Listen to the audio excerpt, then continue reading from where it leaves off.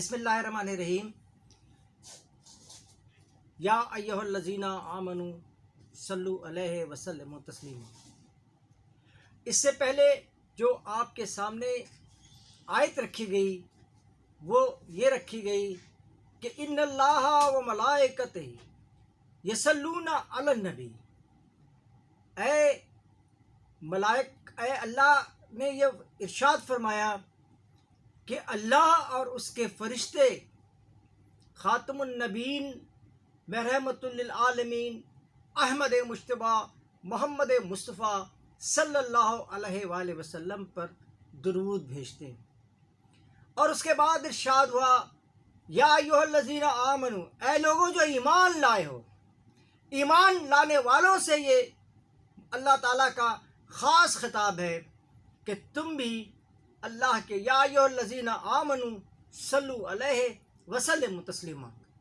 یہ قرآن مجید میں اللہ تعالیٰ کا حکم ہے جسے میں اور آپ ہر وقت پڑھتے سنتے اور دیکھتے رہتے ہیں، لیکن اس کے باوجود ہم آج بھی اس پر بضد ہیں کہ اگر ہم سود کا نظام ختم کر دیں گے تو ہماری معیشت تباہ ہو جائے گی، ہمیں عالمی سطح پہ پذیرائی حاصل نہیں ہوگی۔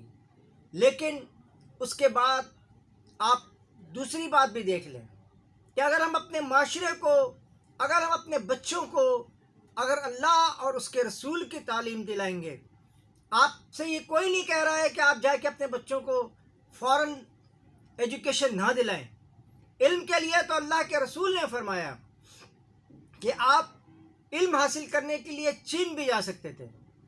چین جانا تو آج بھی بہت مشکل ہے، اور لوگ اکثر یہ بتایا کرتے ہیں کہ جب ہوائی جہاز سے وہ جا رہے ہوتے ہیں تو راستے میں بہت زیادہ خطرات ہوتے ہیں، لیکن اس وقت یہ کہا گیا، اور آج بھی آپ کو اس بات کا علم ہے کہ صحابہ کرام کی میں ایک جو ان کی جو قبر مبارک ہے نا، وہ آج بھی ایک چین میں موجود ہے، اور آج بھی ایک چین کے علاوہ بھی چنائے ہندوستان میں کہ درگاہ مالک کے نام سے وہاں موجود ہے، وہاں پر بھی ایک صحابی کا وہاں مزار مبارک ہے۔ اس پوری صورتحال کو سامنے رکھتے ہوئے کیا آپ دیکھنا چاہ رہے ہیں ہم کہ آج ہم وہ اس شخصیت کا دن منانے کے لیے تیاری کر رہے ہیں جس کے بارے میں اللہ نے یہ ارشاد فرمایا کہ میں یعنی اللہ اور اللہ کے فرشتے۔ اب یہ دیکھیں، اس میں ذرا سی تھوڑی سی آپ اگر دیکھیں گے تو ایک عجیب سی کیفیت شامل ہوتی ہے۔ کچھ علماء کرام اور فقہاء کرام اور خاص طور پہ جو ہمارے بزرگ علماء ہیں، ان کا یہ کہنا ہے کہ کیا اس میں کوئی ٹائم لیمٹ اللہ تعالیٰ نے نہیں رکھی کہ میں صبح وہ درود بھیجتا ہوں اور فرشتے بعد میں بھیجتے ہیں؟ نہیں، میں شام میں نہیں، اللہ نے فرمایا یا ایھا الذین آمنوا، اے لوگوں جو ایمان لائے ہو۔ اس کے بعد اس سے پہلے یہ خطاب کیا گیا کہ اللہ اور اس کے رسول وہ اللہ کے رسول محمد صلی اللہ علیہ وسلم پہ درود بھیجتے ہیں۔ یہ کیا درود کس پہ بھیجا جا رہا ہے کہ تاریخ کے پورے اوراق اگر آپ پلٹتے چلے جائیں، تاریخ اگر ڈھونڈے گی ثانی محمد، ثانی تو بڑی بات ہے، ثانی تو بڑی چیز ہے، سایہ نہ ملے گا۔ یہ وہ کیا شخصیت تھی، وہ کہاں سے آئیں؟ یہ 14 صدیوں میں پورے عالم اسلام نے جو شخصیات پیدا ہوئی ہیں، اور 1400 سال کے اندر میں یہ جو آپ یہودیوں کی تاریخ لے لیں، یہ ہزاروں سال پرانی ہے۔ یہ آپ دیکھ رہے ہیں کہ یہ اگر آپ عیسائیوں کی تاریخ لے لیں تو وہ ہزاروں سال پرانی ہے۔ اسی طرح سے آپ ہندوازم وہ خود بتاتے ہیں کہ یہ ہماری تاریخ تو 5000 سال پرانی ہے، ہم 5000 سال سے اس دنیا میں اپنے مذہب کے ساتھ موجود ہیں۔ لیکن یہ خاتم النبیین کی جو شخصیت تھی وہ 1441 سال پہلے وہ یہاں اس دنیا میں مکے میں تشریف لائے. لیکن اصل میں ہماری یہ پوچھنا ہم نے یہی تھا، اور ہم سے آج بھی یہ کعبہ اور مکہ اور مدینہ وہ ہم سے یہ سوال کر رہا ہے کہ وہ کیا چیز تھی جو خاتم النبی اتر کر ہرا سے سوئے قوم آئے اور ایک نسخہ کیمیا ساتھ لائے. کیا تھے وہ نسخہ کیمیا؟ ہم نے آج تک کبھی نہیں سوچا. ہم نے تو صرف یہ سوچا ہے کہ ہم IMF سے 2 روپے لے لیں گے تو ہماری معیشت چلنے لگے گی. سپریم کورٹ آف پاکستان نے اللہ اور اس کے رسول کے خلاف جنگ میں یعنی سودی نظام کو 3 مرتبہ حرام قرار دیا ہے کمپلیٹلی. لیکن آج ہم اللہ اور اس کے رسول کے ساتھ جنگ کر رہے ہیں. وہ کون خاتم النبیین رحمت للعالمین؟ آپ کو بتاؤں، حضرت انس رضی اللہ تعالیٰ عنہ ایک مرتبہ فرما رہے تھے کہ میں اللہ کے رسول جو تھے مسجد نبی میں آرام فرما رہے تھے. رات کا چاند تھا، 14ویں رات کا چاند تھا. میں کبھی چاند کو دیکھتا تھا، آپ نے یمنی جو ہے وہ سرخ رنگ کی چادر اوڑھی ہوئی تھی. کبھی میں چاند کو دیکھتا تھا نظر اٹھا کر، کبھی اللہ کے رسول خاتم النبیین رحمت للعالمین احمد مجتبی محمد مصطفیٰ کی شکل مبارک کو طرف نظر جاتی تھی. اور دیکھتے دیکھتے آخرکار میں نے یہی فیصلہ کیا کہ چاند تو شاید اس خوبصورتی کو کبھی چھو بھی نہ سکے جو خاتم النبیین رحمت للعالمین احمد مجتبی محمد مصطفیٰ صلی اللہ علیہ وآلہ وسلم کے حصے میں آئی تھی. لیکن اسی چاند سے ٹکڑے کو آپ کو میں بتاؤں کہ ہم اکثر یہ بہت اپنے بچوں کو بھی سمجھاتے ہیں اور ہمارے بڑے بھی ہمیں سمجھاتے ہیں، بیٹا نماز کبھی قصر نہ کرنا، بیٹا روزے رکھنا، بیٹا زکوٰۃ دینا، بیٹا حج کرنا. لیکن میں یہ پوچھنا چاہتا ہوں کہ جب یہ پورا کام اللہ کے رسول صلی اللہ علیہ وسلم نے جو ہے وہ غار حرا سے نکل کر فاران کی چوٹی پہ اعلان کیا کہ بات سنو، اگر میں یہ کہوں کہ اس پہاڑ کے پیچھے ایک فوج تم پر حملہ کرنے والی ہے تو تم کیا جواب دو گے؟ انہوں نے کہا کہ اگر تم جھوٹ بولو گے تب ہم سچ مان لیں گے. اس کی وجہ کیا تھی؟ اسی کہ اللہ کے رسول سے تو کبھی جھوٹ کا تصور بھی ممکن نہیں تھا، اس لیے انہوں نے اس بات کی. لیکن جب انہوں نے کائنات کا سب سے بڑا سچ لا الہ الا اللہ محمد رسول اللہ اپنے زبان مبارک سے نکالا تو ان کافروں کو سانپ سونگھ گیا. کیوں سانپ سونگھ گیا؟ کیا وجہ تھی؟ کیا وہ نماز سے روک رہے تھے؟ آپ کو تو بہت اچھی طرح علم ہوگا کہ بہت سارے عالم عرب سے لوگ جو ہے وہ مکے میں اس وقت بھی حج کرنے آتے تھے اور وہاں حج کر کے نماز بھی پڑھتے تھے اور نماز پڑھتے تھے اور وہاں پہ حج کرتے تھے اور روزے رکھتے تھے. لیکن مسلمانوں کے لیے کیا تھا؟ کیا مسلمانوں کو اللہ کے رسول نے سب سے پہلے یہ کہا تھا کہ تم پر نماز فرض کر دی گئی ہے؟ بالکل نہیں. کہ حج فرض کر دیا گیا؟ بالکل نہیں. اللہ کے رسول نے تو جس دوران حج ہوتا تھا اس دوران تو آپ نے تاریخ سیرت النبی کی کتابیں ہمارے مارکیٹوں میں بھی بھری ہیں اور گھروں میں بھی موجود ہیں. ہم دیکھ سکتے ہیں کہ اس وقت اللہ کے رسول کیا کرتے تھے. دعوت حق کو لے کر کے ادھر سے ادھر، اس خیمے سے اس خیمے، اس شخص سے اس شخص، اس سردار سے اس سردار تک جاتے تھے اور اپنا پیغام پہنچاتے تھے. لیکن آج ہم نے صرف یہ سمجھ رکھا ہے کہ ہم نے اپنی نمازوں کو ادا کر دیا. اس میں کوئی شک نہیں ہے کہ نمازیں بھی ادا کرنی ہیں، روزے بھی رکھنے ہیں، زکوٰۃ بھی دینی ہے، حج کرنی ہے. لیکن اللہ کے رسول نے، دیکھیں یہ بات بالکل طے ہے نا، یہ دو جب یہ جنگ بدر ہم نے لڑی ہمارے صحابہ کرام نے، تو اس وقت تک جو یہ حج پہ کوئی نہیں گیا تھا. کسی نے یہ نہیں کہا تھا کہ بھائی پہلے حج کر کے آتے ہیں پھر دیکھتے ہیں جہاد کرتے ہیں. نہیں، یہ جو اس کے بعد جو یہ ساری احکامات آئے وہ اس کے بعد آئے. جب اس جنگ بدر میں اس بات کا فیصلہ ہو گیا اس بات کا نعیم صدیقی صاحب جو بہت بڑے سیرت نگار ہیں، انہوں نے لکھا ہے کہ مسلمانوں نے جنگ بدر میں کھلے کھیت میں یعنی بیچ کھیت میں اپنی طاقت کو منوایا. اور بیچ کھیت کا جو طاقت، آپ یہ لوگ جو دیہات سے ہوتے ہیں، جن کے دیہی علاقوں سے جو ہمارے آتے ہیں، آپ ان سے پوچھیں کہ بیچ کھیت کا کیا فیصلہ ہوتا ہے. بیچ کھیت کا فیصلہ بالکل اٹل ہوتا ہے کہ یہ نالی جو گزر رہی ہے، یہ جو یہاں سے پرنالا گزر رہا ہے، یہ میرا ہے، اور اس کو جس نے منوا لیا وہ اس کو ہو جاتا ہے. یہ خاتم النبیین. لیکن اسی ختم رسول مولائے کل نے جب دو تین مقامات ایسے ہیں جہاں اللہ کے، ایک تو وہ تھی جب اللہ کے رسول کو جنگ احد میں دندان مبارک شہید ہوئے تھے.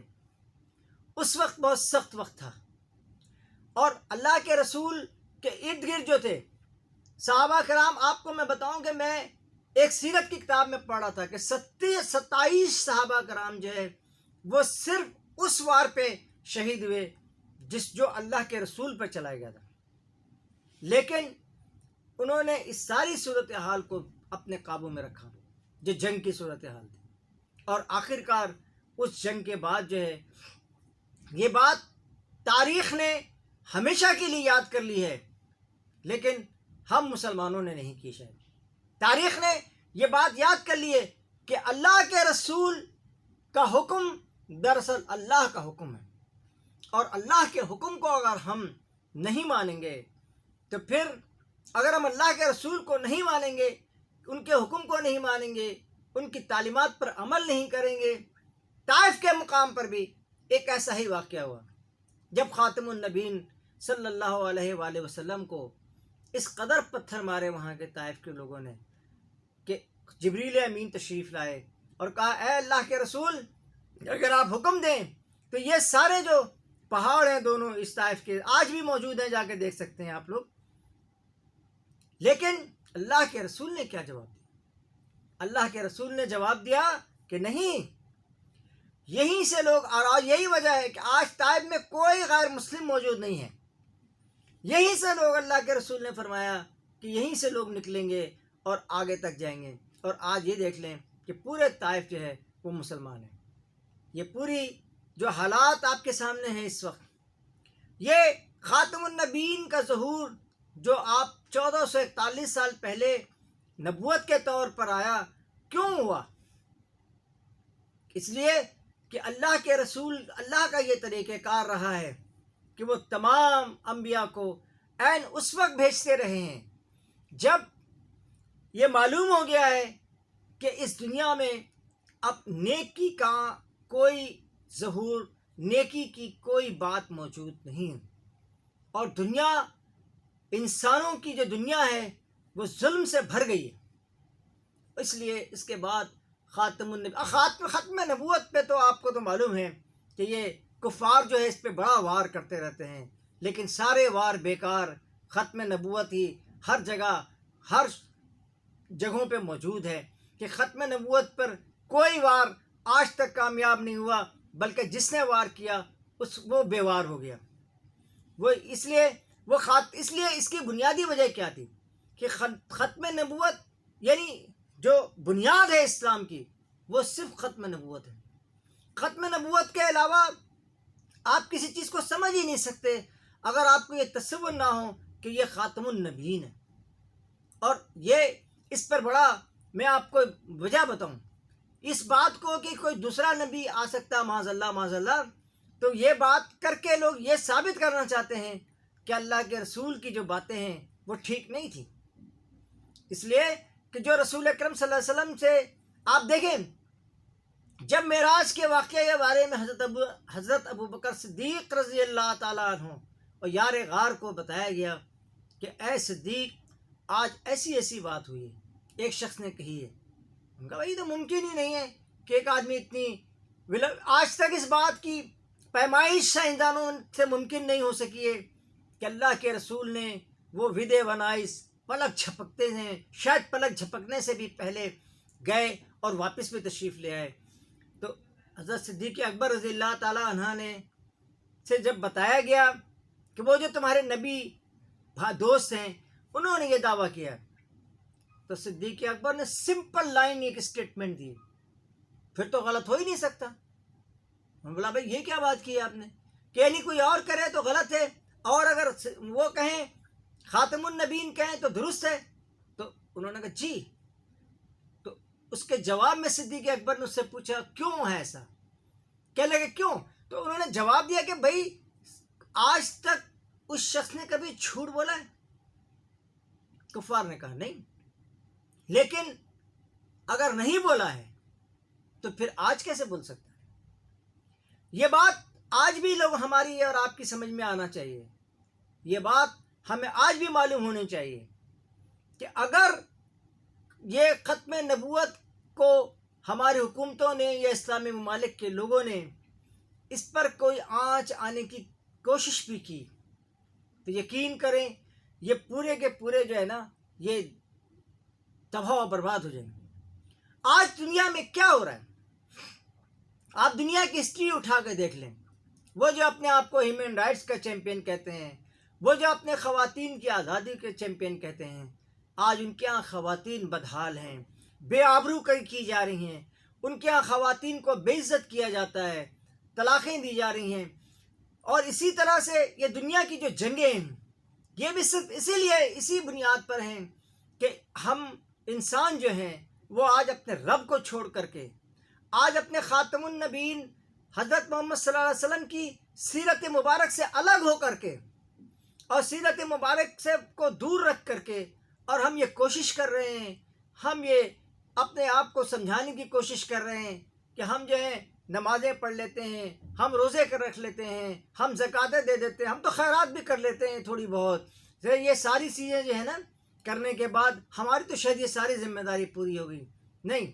اس لیے کہ یہ بات ہمیں اچھی طرح علم ہے کہ اللہ کا یہ جو مذاہب ہیں، آپ نے کسی یہودی کو دیکھا ہوگا، اس نے کہا میں یہودی مذہب کا ماننے والا ہوں۔ آپ نے کسی کرسچن کو دیکھا ہوگا، کہنے لگا میں یسوع مسیح کے مذہب کو ماننے والا ہوں۔ آپ نے کسی ہندو کو بولا میں ہندواتا میں کو مانتا ہوں میں۔ لیکن مسلمان یہ نہیں کہتا، مسلمان کہتا میں دین اسلام کا بندہ ہوں۔ دین از اے سسٹم، جب تک آپ اس پورے سسٹم کو ہم لوگ نافذ نہیں کر لیتے، ہم اپنے 5 فٹ کے اس پورے جسم پہ نافذ نہیں کر لیتے، اور ہمیں ہمارے جو گفتگو ہے، ہماری جو آگے پیچھے باتیں ہیں، اور ہماری جو کارکردگی ہے، ہم یہ ایک مرتبہ ایک اسٹیٹ بینک کے گورنر نے ڈاکٹر باقر صاحب مجھ سے کہنے لگے، انہوں نے کہا کہ آپ یہ بتائیں کہ کورٹ نے تو 3 دفعہ فیصلہ دیا ہے آپ کے مطابق، لیکن بتائیے کہ اس ملک کی عوام کتنی دفعہ کھڑی ہوئی ہے؟